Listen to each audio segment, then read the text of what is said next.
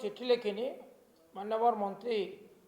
विद्यालय गणशिक्षा विभाग सहित नित्यानंद गंड महोदय को भेटिक आत्महत्या हो पारे बोली तो मुझे निश्चित अनुभव करुँच कारण 15 जन शिक्षकों बदली निमंते सुपारिश करने को क्षमता प्रदान करा जायछि एवं ये कथाटा बहुल भाव में प्रसारित हो शिक्षक माने एवं शिक्षकों परिवार शिक्षकों अभिभावक एवं तांकर शुभेच्छु माने धाड़ी बांधुंट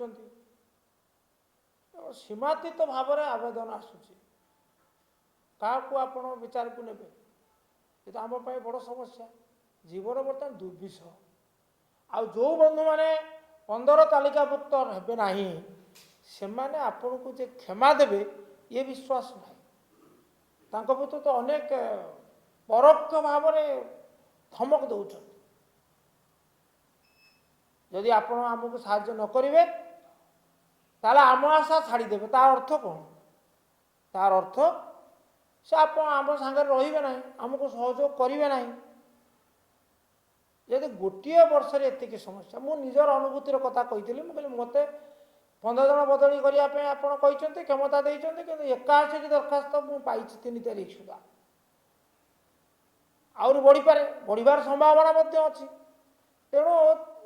माने 4/5 5 भाग 4 भाग लोक को मु साहाय्य करि नहीं जदि 15 जन को सुपारिश करे ताको आप 4 रे गुणतु 5 वर्ष पर अवस्था कौन हम केते शत्रु सृष्टि हे तापर द्वितीय कथा हूँ गोटे विचार जे जो मैंने वास्तव असुविधा अच्छा से कथा माने कर्तृपक्ष शुणुना विधायक सुपारिश करेंगे कारण विधायक प्रत्यक्ष ज्ञान अच्छी समस्या बाबद से अवगत किंतु वर्तमान तो ता ना प्राय 70 भाग शिक्षक कहते आम जो पोस्टिंग निजुक्ति आम आम बदली 70 भाग शिक्षकों जुक्ति अच्छी आउ 30 भाग जुक्ति ना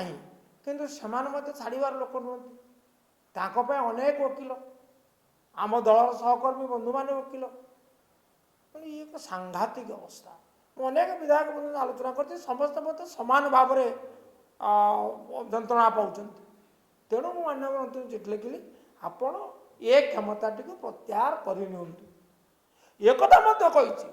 जदि संख्यागरिष्ठ विधायक बंधु मैंने मो सहित द्विमत होती ताले अंतत पक्षे केन्द्रापड़ा विधायक ये क्षमता प्रत्याहार कर विपद मुक्ति दिंतु